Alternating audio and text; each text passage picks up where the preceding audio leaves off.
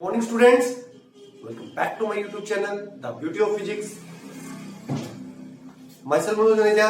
आज के इस वीडियो में 12th क्लास का first chapter electric charges and fields के बैक एक्सरसाइज क्वेश्चंस कवर करने जा रहे हैं। Let's start the video. First question, what is the force between to small charge spheres having charges of 2 into 10 to the minus 7 and 3 into 10 to the minus 7 coulomb placed 30 centimeter apart in air।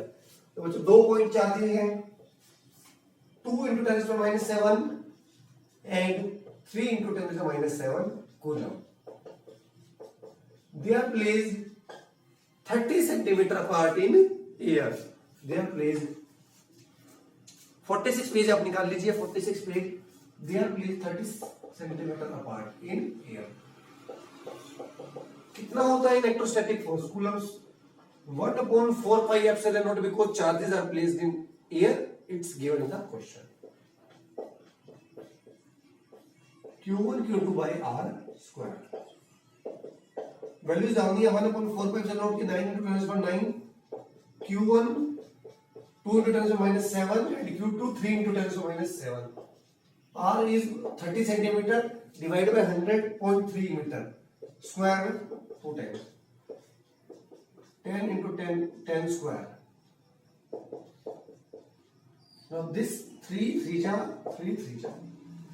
cancels 3 to the 6 into 10 to 11 and minus 14 11 plus and minus 14 10 to minus 3 Newton.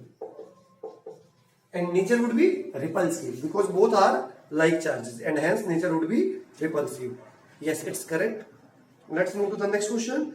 Electrostatic force on a small sphere of charge 0.4 microcoulomb due to another sphere of charge minus 0.8 microcoulomb in air is 0.2 Newton.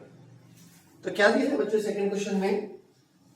दो small spheres means they are point charges, their dimension is very small. Electrostatics में हमने पढ़ा था Coulomb's law को आप लगा सकते हो पॉइंट चार्जेस पर, स्टेशनरी चार्जेस पर। तो स्फीयर्स बहुत छोटे हैं तो I can treat them as point charges. कितना चार्ज है दोनों पर? 0.4 microcoulomb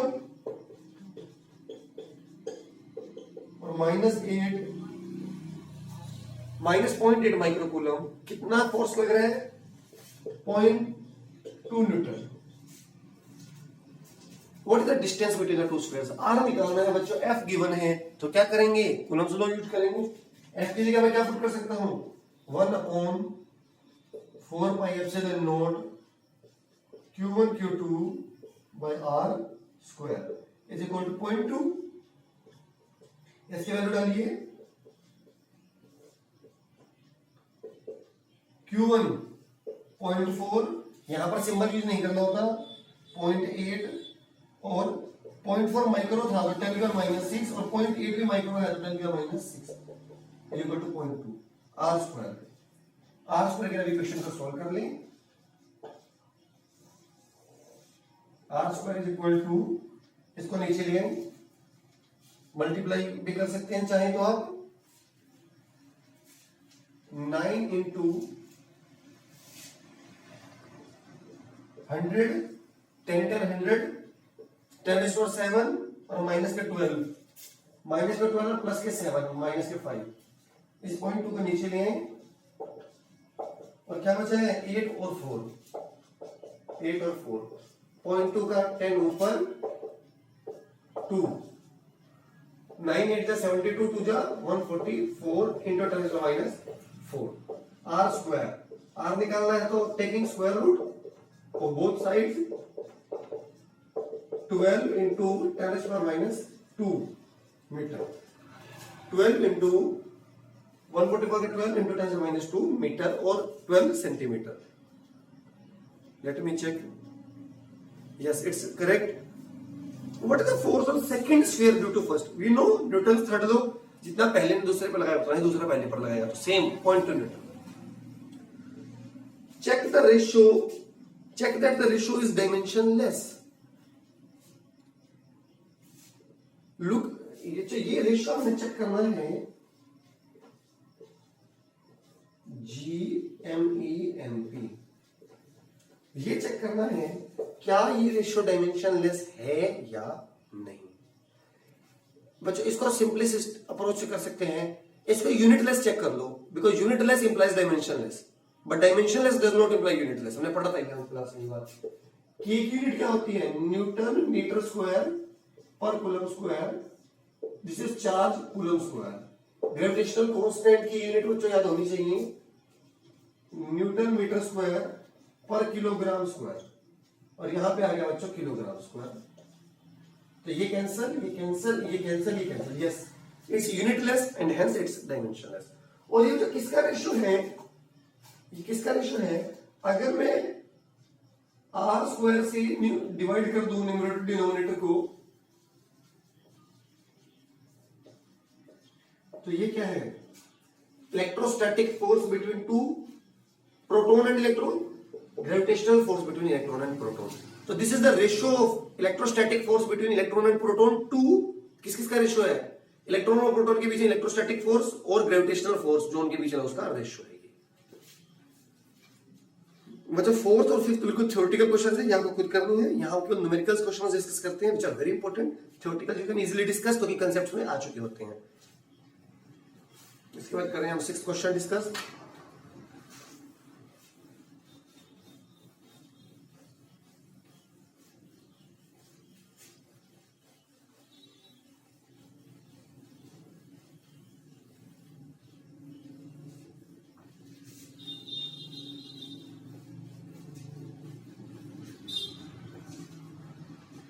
Yes, let us move to the 6th question. Based on superposition principle, 4-point charges QA, QB, QC, QD, 2 micro, -5 micro, 2 micro and -5 micro are placed at corners of a square ABCD of side 10 cm. बच्चों एक square है ABCD जिसकी side है 10 centimetre, जिसकी side है 10 centimetre, A, B, C, D। 10 centimeter is the side of square, 10 centimeter, 10 centimeter, 10 centimeter, और इसके चारों कॉर्नर्स पर रखे हुए हैं 4 पॉइंट चार्जेस। यहां पर हमें 2 माइक्रो, -5, 2 माइक्रो एंड +5।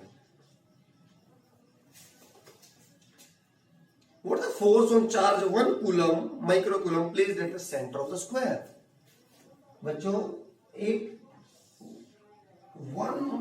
कितना 1 माइक्रोकूलम का चार्ज रखा है सेंटर पर, इस पर कितना फोर्स लगेगा, इस पर कितना फोर्स लगेगा। बच्चों हमें ये पता है diagonals of a square bisect at right angle to each other, तो OA, OC, OB और OD all are equal, square के डायगोनल्स बराबर भी होते हैं तो उनका हाफ भी इक्वल होगा। तो जो यहां पे 1 माइक्रोकूलम का चार्ज रखा है 1 माइक्रोकूलम का, इसमें मैं फोर्स कैलकुलेट करूं, इसकी वजह से क्या होगा बच्चों, repulsive nature, this will be of repulsive nature, और इसकी वजह से क्या होगा बच्चों, रिपल्सिव नेचर। अगर मैं मैग्नीट्यूड कैलकुलेट करूं, इसकी वजह से F1 मानते हैं और इसकी वजह से F2 मानते हैं, तो दोनों का मैग्नीट्यूड सेम होगा। ये फोर्स डिपेंड करता है magnitude of charges and separation. इस पर इसकी वजह से जो फोर्स लगा, चार्जेस का मैग्नीट्यूड 1 एंड 2, और इस पर जो इसकी वजह से लगेगा 1 and 2, magnitude is same, separation again is same, hence F1 and F2 will be equal in magnitude, but opposite in direction, तो इनका नेट आ गया बच्चों 0। अब इसकी बात करते हैं B जो इस पर फोर्स लगाएगा F3, अट्रैक्टिव नेचर का होगा तो टुवर्ड्स इटसेल्फ, सेम कंसेप्ट से F3 और F4 भी इक्वल होंगे मैग्नीट्यूड में, अपोजिट इन डायरेक्शन, तो they will also have net force 0, तो चारों ने नेट फोर्स ही 0 बना दिया, इन दोनों का नेट 0, इन दोनों का 0 + 0 is 0, that's why there will not be any force exerted on the 1 microcoulomb charge placed at the center of the square of the die. 7th is a theoretical question, you have to do it by yourself. Let's move to the 8th question.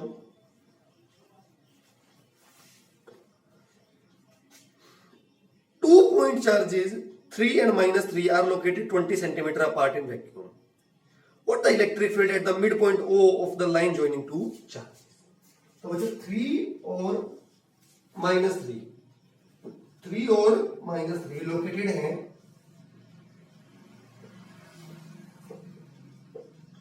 कितना centimetre apart? 20 centimetre apart in vacuum. हमें mid point पर निकालना है बच्चों electric field. तो ये distance कितना हो जाएगा? 10। ये भी कितना हो जाएगा? 10। नेट इलेक्ट्रिक फील्ड कितनी होगी यहां पर? Vector sum of individuals. यहां पर 1 कूलम का चार्ज रखिए, ये वाला क्या करेगा? इसे repel. This is the direction of electric field due to this 3, और ये वाला क्या करेगा? इसे को attract. E1 and E2 are in same direction and again they have same magnitude because electric field depends on the source charge and the separation. Source charge is same, magnitude की बात हो रही है, separation is same. तो E1 and E2 are same in magnitude. Resultant निकालना तो दोनों को सीधा सीधा ऐड कर दो, क्योंकि when vectors are in same direction, resultant it is simply the addition of their magnitudes. You know that R is equal to A plus B when theta is 0 degree. So resultant E will be E1 plus E2. And E1 and E2 both are same in magnitude. तो E2 की जगह मैं E1 put कर सकता हूँ, तो twice E1. तो net field कैसे निकाल दूंगा मैं? E1 निकालकर 2 से गुना कर दूंगा। E1 इसकी वजह से E1 1/4 naught magnitude of the charge into this separation r square. Magnitude of the charge 3 into 10 - 6, इसकी वैल्यू डाल दो 9 into 10 - 9। This separation is 10 centimetre, 0.1 metre, 0.1 into 0.1, this is 100. 9 3 are 27, 10 is for 11, 10 is for minus plus 5 newton पर coulomb. यहाँ डाल दीजिए इसकी value 2 into 27 into 10 is for 5, 54 into 10 is for 5 newton पर coulomb. 54 गुणा 10 की शक्ति 5 न्यूटन पर कूलम। लेट मी चेक, माइट भी दे रहा है mistake in the calculation.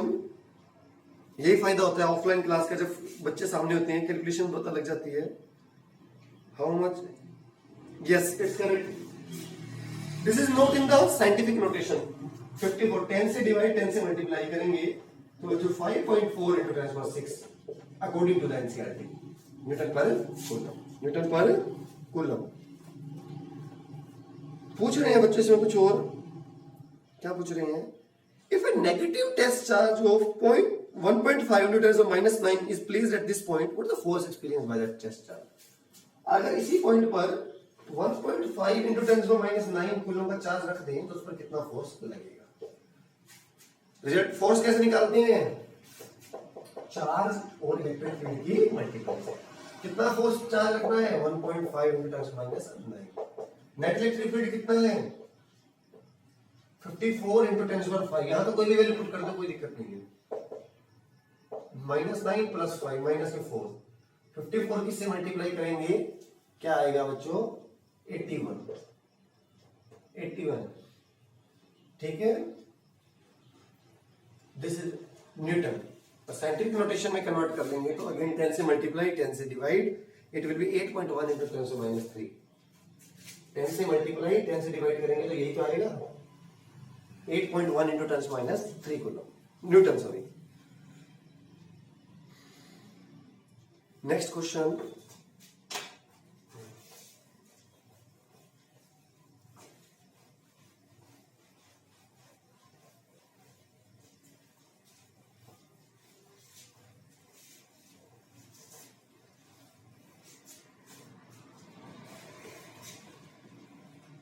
an electric dipole with dipole moment. No, this one is 9th. A system has two charges, 2.5 into 10⁻⁷ and -2.5 into 10⁻⁷, located at the points 0, 0, -15 and 0, 0, 15 respectively. What are the total charge and electric dipole moment of the system? मतलब यहां से coordinate से ये पता लग रहा है कि ये चार्जेस कहां रखे हैं? जेड एक्सिस पर, क्योंकि चार्ज के पहले क्या है? 0, 0, -15 और सेकंड नंबर क्या है 0,0,+15 कितना है मैग्नीट्यूड 2.5 इंटू 10⁻⁷ -2.5 इंटू 10⁻⁷। देखिए दोनों का equal magnitude opposite nature, they constitute an electric dipole, they constitute an electric dipole. तो डाइपोल मोमेंट कैसे निकालते हैं बच्चों, charge into dipole length. Charge total charge कितना होता है डाइपोल पर, 0, because Q1 plus Q2 is equal to 0 because Q1 and Q2 are equal in magnitude, opposite in nature. How much is this? This is 15, this is 50, 30 centimeter, divide by 100. 75 into 10⁻⁹. 10 से multiply, 10 से divide, 7.5 into 10⁻⁸ coulomb meter. That is the unit of electric dipole moment. That is the unit of electric dipole moment. Let me check. Yes, it's correct. And direction of dipole moment is from negative charge to positive charge along negative z axis. Along negative z axis. Next कर रहे हैं बच्चों 10th question.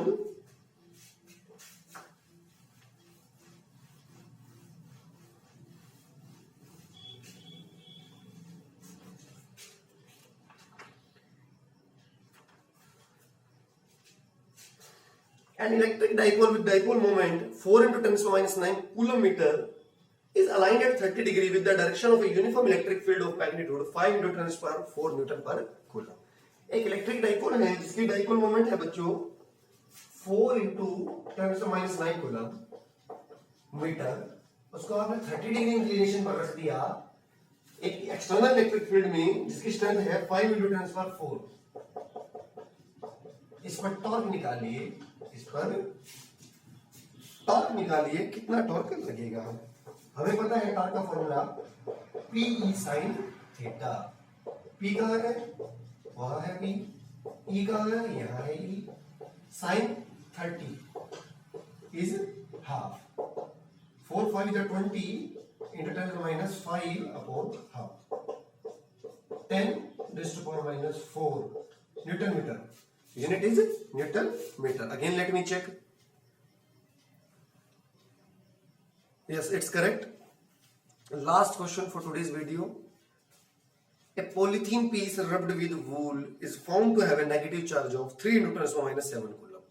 Polythene को रगड़ा हमने वूल के साथ, उस पर नेगेटिव चार्ज आ गया 3 गुणा 10⁻⁷ कूलम। हमने पता है पॉलीथीन पर नेगेटिव चार्ज आया है, इसके अलावा पॉलीथीन इलेक्ट्रॉन्स एक्वायर किए हैं, कहां से एक्वायर किया, वूल से। Electron has transferred from wool to the polythene. How much we can calculate using quantization of the charge, ये निकालते हैं।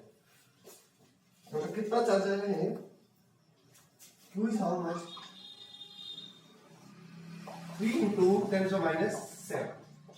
n क्या होता है, Q by E, 3 into 10⁻⁷, 1.6 into 10⁻⁹।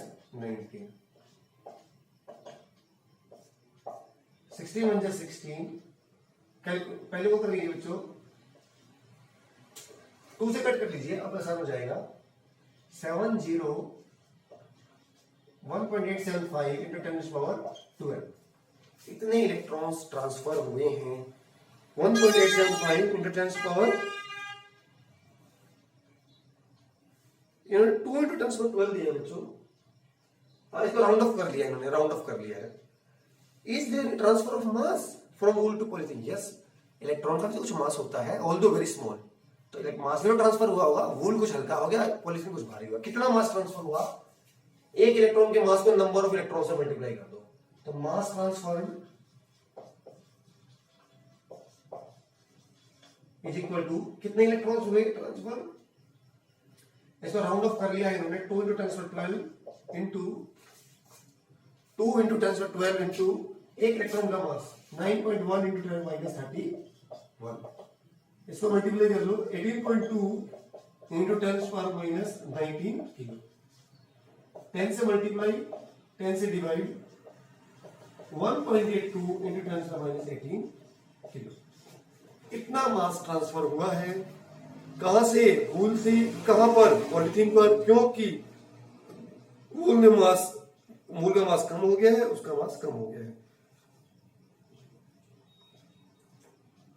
ठीक है बच्चों, ये भी तो मिलते हैं नेक्स्ट वीडियो में। नेक्स्ट वीडियो में इसको कोशिश करेंगे कि पूरा कवर अप हो जाएगी ये चैप्टर, और हम नेक्स्ट चैप्टर को स्टार्ट कर सकें। अगर वीडियो अच्छा लगा तो लाइक कर दें। थैंक यू सो मच बेटा।